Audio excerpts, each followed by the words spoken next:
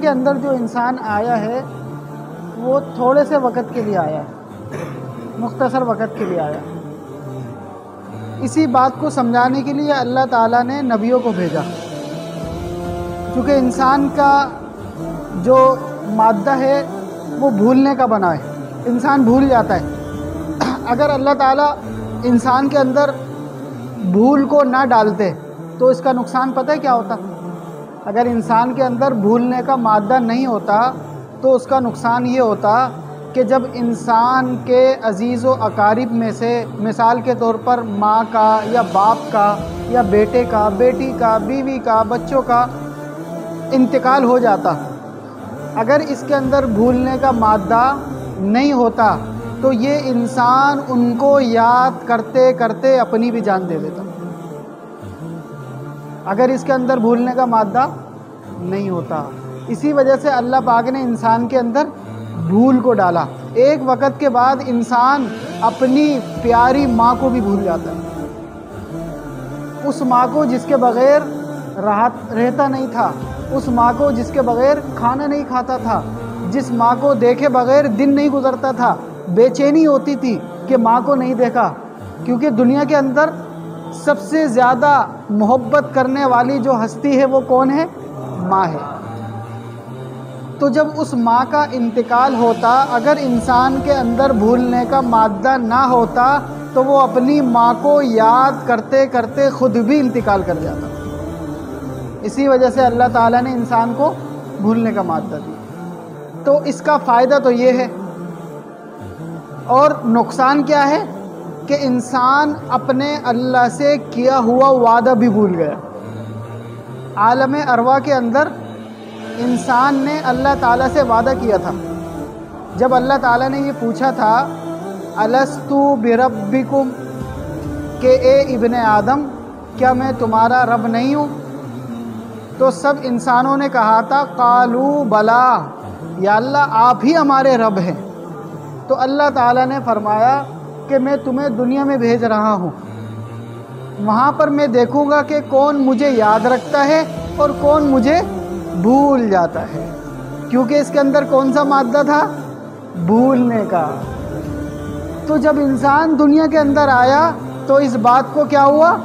بھول گیا کہ اللہ پاک کے سامنے جب میں پیدا ہوا، اللہ تعالیٰ نے مجھے اپنے سامنے کھڑا کر کے پوچھا تھا کہ بتاؤ تمہارا رب کون ہے، بتاؤ تمہیں پیدا کرنے والا کون ہے، تمہیں پالنے والا کون ہے؟ تو وہاں پر تو کہا تھا یا اللہ آپ ہیں، لیکن دنیا میں آنے کے بعد اللہ کو بھول گئے۔ تو اللہ پاک نے احسان فرمایا، نبیوں کو بھیجنا شروع کر دیا۔ ان نبیوں نے آ کر کیا بتایا کہ اے انسانوں تم اللہ کو بھول گئے ہو، تمہیں اللہ نے پیدا کیا ہے، تمہیں اللہ نے بھیجا ہے، اور دوبارہ لوٹ کر بھی اللہ کے پاس جانا ہے۔ اے انسانوں اللہ پاک نے دنیا میں تھوڑے سے وقت کے لیے بھیجا ہے۔ سارے نبیوں نے آ کر کیا بتایا؟ اے انسانوں اللہ پاک نے تمہیں دنیا کے اندر تھوڑے سے وقت کے لیے بھیجا ہے، ہمیشہ والی زندگی تو مرنے کے بعد آئے گی۔ وہ کیسی زندگی ہوگی؟ آپ صلی اللہ علیہ وسلم نے مثال دے کر سمجھایا۔ مرنے کے بعد جو زندگی ہے آپ صلی اللہ علیہ وسلم نے مثال دے کے سمجھایا۔ کیا فرمایا؟ فرمایا کہ زمین سے لے کر آسمان تک چھوٹے چھوٹے رائے کے دانوں سے بھر دو، زمین سے لے کر آسمان تک چھوٹے چھوٹے رائے کے دانوں سے بھر دیا جائے۔ رائے کے دانے سمجھتے ہیں؟ یہ مٹی کے جو ذرات ہوتے ہیں نا بہت باریک ہوتے ہیں۔ کتنے باریک ہوتے ہیں؟ یہاں تک کہ دکھتے بھی نہیں ہیں، دوربین سے دیکھنا پڑتا ہے، اتنے باریک ہوتے ہیں۔ یعنی ان چھوٹے چھوٹے ذرات سے زمین سے لے کر آسمان تک ان کو بھر دو۔ اب کوئی آسمان تک پہنچ سکتا ہے؟ ویسے بھی نہیں پہنچ سکتا، لیکن مثال کے ذریعے سے سمجھا رہے ہیں اگرچہ تم دنیا سے لے کر آسمان تک رائے کے دانوں سے ذرات سے بھر دو، اور 500 سال کے بعد ایک عربی نسل کا گھوڑا دنیا میں آئے، زمین پر آئے اور ایک رائے کے دانے کو اٹھائے اور چلا جائے، اس کے بعد دوبارہ 500 سال کے بعد آئے، ایک اور رائے کے دانے کو اٹھائے اور چلا جائے، اس کے بعد دوبارہ آئے، پھر دوبارہ آئے، پھر دوبارہ آئے۔ ایک وقت آئے گا کہ وہ زمین سے لے کر آسمان تک جو چھوٹے چھوٹے رائے کے دانے تھے وہ ختم ہو جائیں گے، لیکن مرنے کے بعد جو زندگی آ رہی ہے وہ کبھی ختم نہیں ہوگی۔ آپ ذرا سوچیں کہ زمین سے آسمان تک تو ویسے بھی کوئی نہیں بڑھ سکتا، چھوٹے چھوٹے رائے کے دانے کوئی نہیں بھر سکتا۔ چلو فرض کر لیتے بھر دیا، 500 سال کے بعد گھوڑا آ رہا ہے، 500 سال کے بعد آ رہا ہے، کتنے ہزاروں لاکھوں کروڑوں سال لگ جائیں گے اس کو ختم کرنے میں، لیکن ایک وقت آئے گا کہ وہ رائے کے دانے ختم ہو جائیں گے، لیکن مرنے کے بعد جو زندگی شروع ہو رہی ہے وہ کبھی ختم نہیں ہوگی۔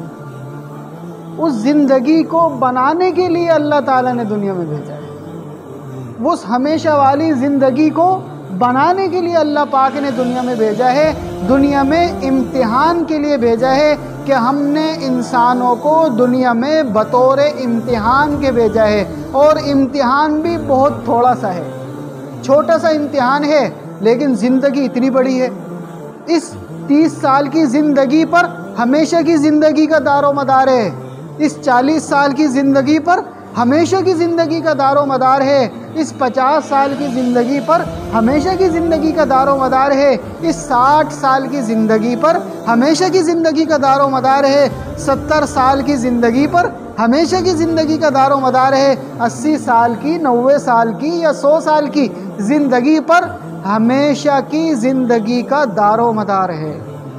اگر یہ 30 سال کی زندگی، 40 سال کی زندگی، 50 سال کی زندگی، 60، 70، 80، 90 یا 100 سال کی زندگی اللہ تعالیٰ کے احکامات کو پورا کرتے ہوئے، آپ صلی اللہ علیہ وسلم کی سنتوں کو پورا کرتے ہوئے گزار لی تو ہمیشہ والی زندگی خوشیاں والی ہوگی، ہمیشہ والی زندگی جنت والی ہوگی، ہمیشہ والی زندگی راحت والی ہوگی، ہمیشہ والی زندگی مزے والی ہوگی۔ اور اگر اس 30 سال کی زندگی کو، 40 سال کی زندگی کو، 50 سال کی، 60 سال کی، 70 سال کی، 80 سال کی، 90 یا 100 سال کی زندگی کو اللہ کی نافرمانی میں گزار دیا، آپ علیہ الصلوۃ والسلام کی سنت کے خلاف گزار دیا، تو وہ ہمیشہ والی زندگی دکھوں میں ہوگی، پریشانیوں میں ہوگی، اللہ ہم سب کی حفاظت کرے، دوزخ میں ہوگی۔ اور انسان تو اتنا کمزور ہے کہ تپتی ہوئی دھوپ کے سامنے بھی کھڑا نہیں ہو سکتا۔ انسان کتنا کمزور ہے؟ دنیا کی دھوپ، جہنم کی نہیں، دنیا کی دھوپ، دنیا کا سورج اس کے سامنے بھی کھڑا نہیں ہو سکتا، ایک راکھ کے اوپر بھی کھڑا نہیں ہو سکتا، ایک دھوئیں کے سامنے بھی کھڑا نہیں ہو سکتا، ایک ہلکی سی آگ بھی برداشت نہیں کر سکتا۔ سوچو دوزخ کی آگ کیسے برداشت کرے گا؟ حضور اکرم صلی اللہ علیہ وسلم نے ارشاد فرمایا کہ یہ دنیا کی آگ جہنم کی آگ سے پناہ مانگتی ہے، دنیا کی آگ جہنم کی آگ سے پناہ مانگتی ہے۔ کیوں؟ دنیا کی آگ انسان کو برداشت نہیں ہوتی، تو سوچو جس سے جہنم کی آگ سے جو آگ پناہ مانگ رہی ہو وہ کتنی خطرناک ہوگی، وہ کتنی خطرناک ہوگی۔ تو میرے عزیزوں، میرے پیاروں، یہ چھوٹی سی زندگی اللہ پاک نے ہمیں انعام کے طور پر دی ہے، انعام کے طور پر دی ہے۔ ہم خوش قسمت ہیں، ہم خوش قسمت ہیں کہ ابھی ہمارے پاس وقت ہے، ہم خوش قسمت ہیں کہ ابھی ہمارے پاس وقت ہے، ابھی ہم دنیا میں زندہ ہیں، یہ ہماری خوش قسمتی ہے۔ ابھی ہمارے پاس موقع ہے، ہم توبہ کر سکتے ہیں۔ ہم نے جو زندگی گزاری ہے گناہوں میں، ہمارے پاس کیا موقع ہے؟ توبہ کر سکتے ہیں۔ اور اگر جس دن ہماری زندگی ختم ہو گئی اور ہم نے توبہ نہ کی ہو، ہم نے اپنی زندگی بدلی نہ ہو، گناہوں میں لگائی ہو اور زندگی ختم ہو گئی، تو میرے پیاروں سب کچھ یہیں دھرا کا دھرا رہ جائے گا، سارے رشتہ دار کھڑے کے کھڑے رہ جائیں گے، سارے گھر والے کھڑے کے کھڑے رہ جائیں گے، ساری دولت پڑی رہ جائے گی، ساری شہرت دھری رہ جائے گی، ساری طاقت دھری رہ جائے گی، کوئی کچھ نہیں کام آئے گا، کوئی کچھ کام نہیں آئے گا۔ صرف ایک چیز کام آئے گی، وہ جو اس نے اچھے اعمال کیے ہوں گے، وہ جو اس نے نیکیاں کی ہوں گی، وہ جو اس نے آپ صلی اللہ علیہ وسلم کی سنتوں کو اپنی زندگی میں لایا ہوگا۔